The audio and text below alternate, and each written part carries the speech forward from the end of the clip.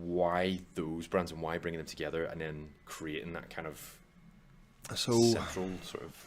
well, again, so Echlinville as a distillery, like, that is us, that is ourselves. We were, I think, the 6th active distillery in Ireland, whereas today I think we're sitting at 51 currently operating, producing whiskey. So we're there quite early into the days, back when you have got like Middleton and Bushmills are producing majority of stuff out there. You've got the likes of GND or Cooley producing for other brands, the source stuff. But to have our own distillery was quite significant. Yeah. And like I said, we're laying down our whiskey. We knew from day one that Old Cumber is what we want our pot still to be. We want to bring back that County Down heritage style. So Dunville's, we were lucky enough to acquire that as a brand, and we spent a lot of time and money in reviving really good liquids and distributing them across the world. We spent as much time respecting the tradition and the family and the legacy and what Dunville's, who they were, and their impact they've had in Belfast. Like, to the point where we produce about 80% of our whiskey is single pot still, which is fantastic for Old Cumber. Even if we swapped 100% over to making single malt whiskey all day long, we could not keep up with the demand of how big we've grown the Dunville's brand to be globally again.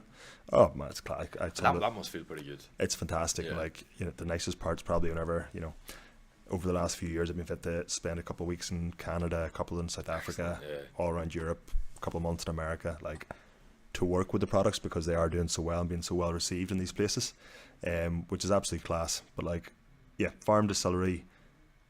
Shane, the independent owner of Echlinville, comes from a farming background. He was entrepreneurial too. Like, we had, at a point, his family would have had the Portaferry Hotel down the Ards Peninsula. So that's where we're based, just outside Portaferry, and outside a little place called Kirkcudbright.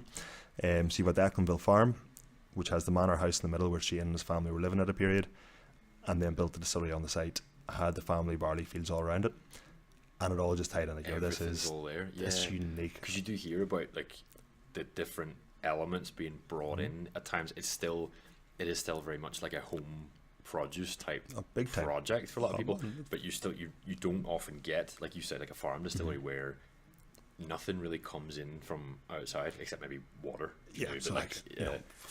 Family owned farm distillery. Like, and if you look at geographically where we're at on the Ards Peninsula, like from Strangford Lough to the Irish Sea are the widest part. I think the widest part is just shy of 3 miles wide. Right. So like, there's a lot of sort of salt water in the air. It's a really unique sort of little microclimate in itself, both for growing barley but also for maturing whiskey in it. Sort of like that nice little bubble, little pocket, where when it's freezing, say in Belfast, it's not just quite as cold down there. When it's roasting, it sits in that more sort of consistent temperature.